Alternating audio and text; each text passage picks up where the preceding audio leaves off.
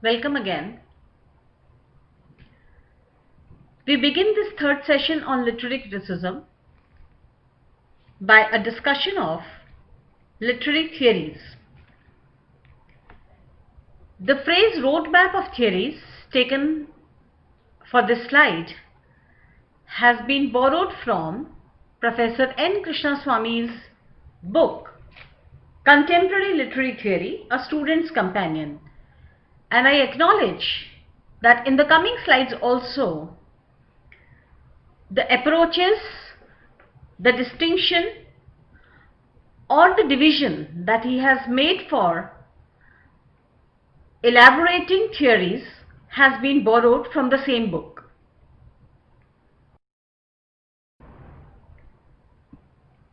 We all know that every living thing changes. The world and the word.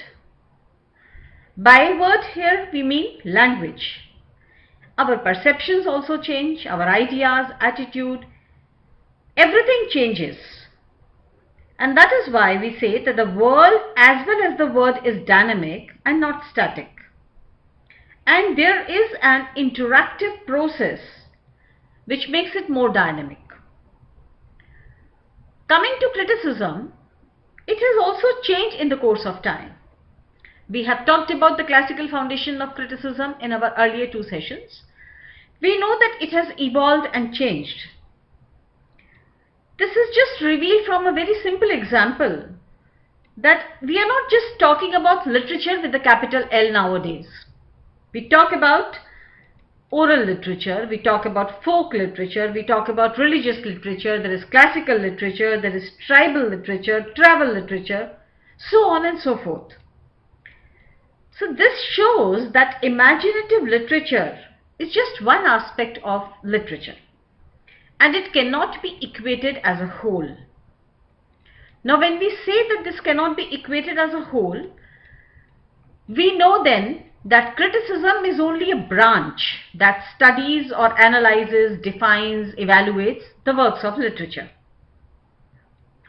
In the last few years, maybe last 30 or 20 years, there has been an increase in the exposure because we have now more access to libraries, more access to books. Nowadays we have more access to e-content or internet. More books are there in the market, so we are more free. There is more freedom, and this freedom has made us more critical. So when we read literature, we start constructing theories which raises a lot of questions. Now these theories are in fact the various shades of thinking, are in fact the various points of view which gives rise to the changing perceptions among the readers as well as the writers as to how a text should be approached. When we talk of questions, what kind of questions are we asking? We are trying to answer questions related to meaning of the text, meaning of this universe, etc. Then we talk about ideology. There are a number of ideologies which relate to society, which relate to culture, which relate to economics, politics, etc. Then we have questions about realism and reality. That is the questions which relate to existence, truth, beauty, etc. We have questions related to the role of readers, how readers give their response towards the text or what is the reception of the reader. Then we have context, again so on and so forth. These questions can be approached from variety of points of view. And when we say points of view, this gives rise to different approaches. Professor Krishnaswamy has, I have borrowed this chart from the book by him. He divides literary criticism or the approaches to approach literary criticism in four distinct varieties. One is context oriented, then we have author oriented, then we have reader oriented, and then text language oriented approaches.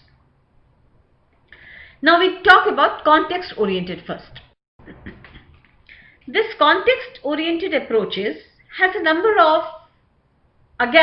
of approaches from which we can approach this, because each one gives rise to one or certain two or more than two aspects of a context. For example, if we take psychological context, what these schools do is that they approach this kind of criticism, they approach or interpret a literary text from the technique of psychoanalysis, or uses psychoanalytical theories to approach this text, and there are various schools. Talking of gender, the context of gender is what we know as feminist criticism. We have another two varieties also, which are very new, recent ones, lesbian and gay criticism. Now, feminist criticism is using socio-cultural contexts. They talk of gender discriminations.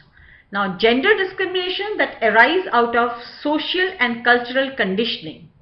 This cultural conditioning and social conditioning here refer to patriarchal or male-dominated society, and they consider this as the basis of the interpretation of the text.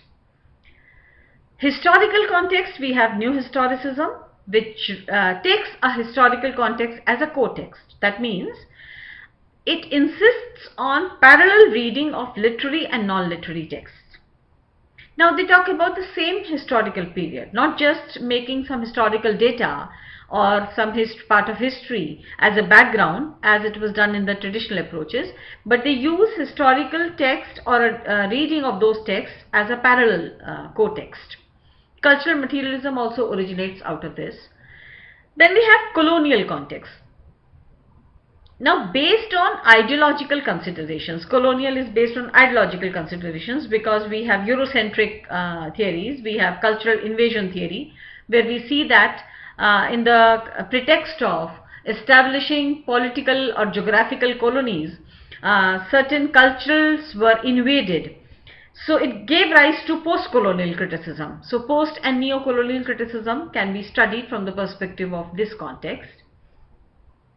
Then we have socio-economic context, where we have Marxism of various kinds, because they regard socio-economic and historical context of the writer as well as the reader as products of certain contexts, economic contexts. And last one is socio-cultural context, where we have the Bakhtin school, which looks at literature as a dynamic social discourse, which is capable of giving rise to varied meanings, different meanings and connotations. And then we have myth criticism also in this category, because myth criticism focuses on myth interpretation and the study of archetypal myths which are repeated across cultures. We see certain myths which are repeated across so many cultures. Moving ahead, we have author-oriented approaches. Now, most of the traditional approaches were author-oriented, because the focus was on the writer's mind.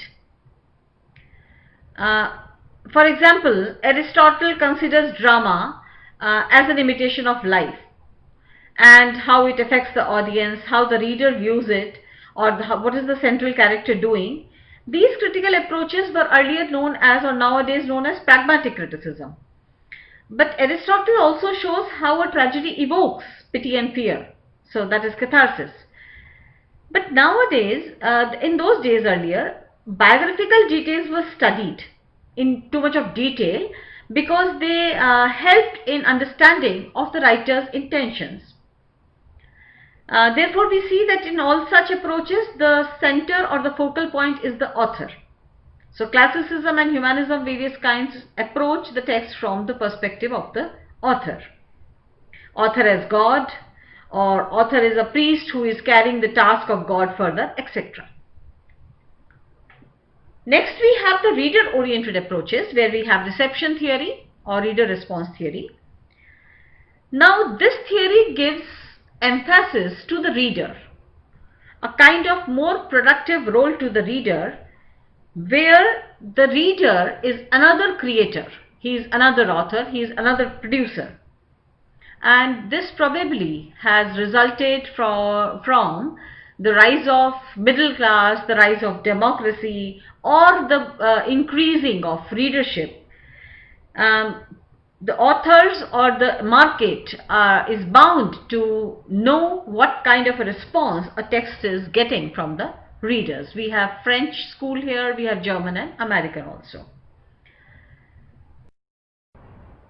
Moving ahead, we have text language oriented approaches. As is very obvious from the name itself, that this is broadly labeled under the umbrella of structuralism, because they center around patterns, they center around design of the text, order of the text, objectivity, etc. We have 4 categories here, which are basically text centered or structuralist in approach. First is the formalism, that we have again Russian formalism and French formalism.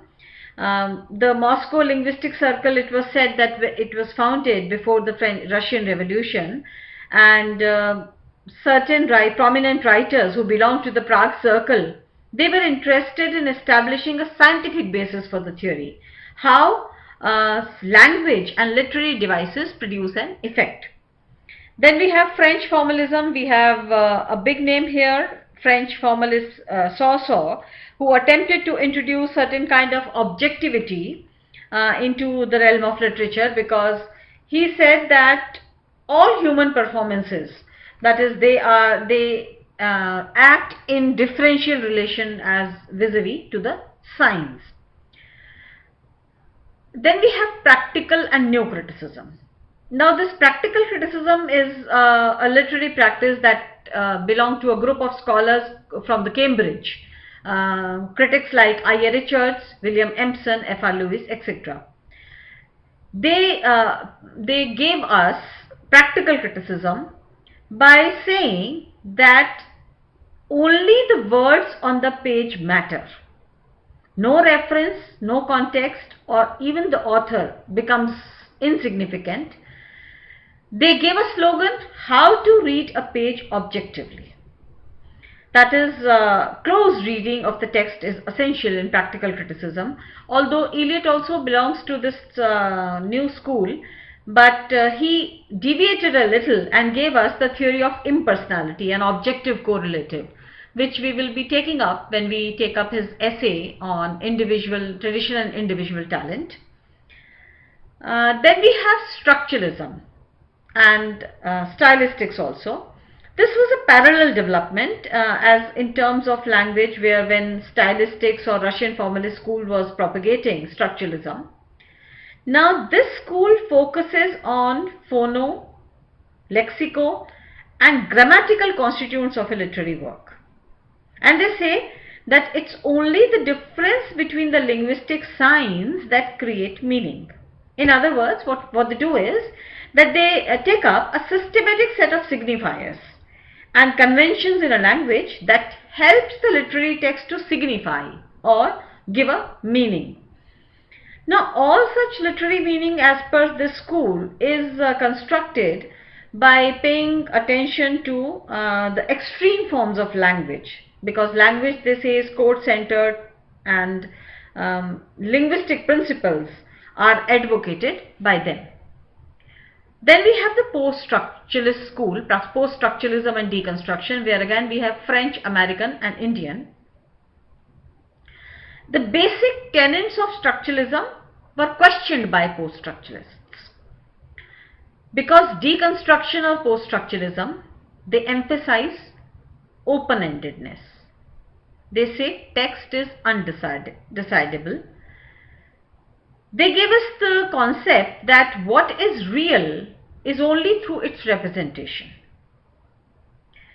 Now, the world and the word, we talked in our first slide, they are not treated as conceptual oppositions in this school of criticism.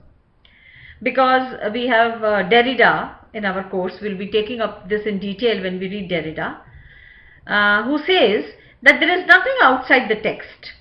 Or in other words, all the feelings and expressions that are represented through a text or language, it is really impossible to draw a firm line between what was real and what it represents.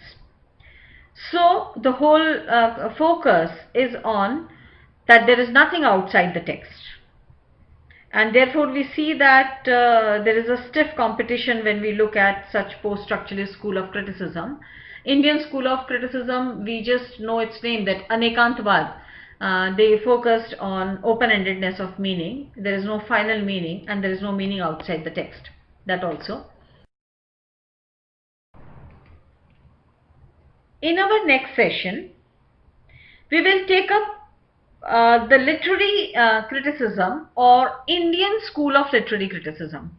Now, why do we take this Indian school on literary criticism as an introductory lecture before we start with the Natya Shastra and Kuntak? Because we need to understand how Indian school of criticism or Indian aesthetic school has evolved and emerged as a separate school in itself, parallel to the Western canons or the Western literary criticism schools that has flourished. We will be taking up this in our next session.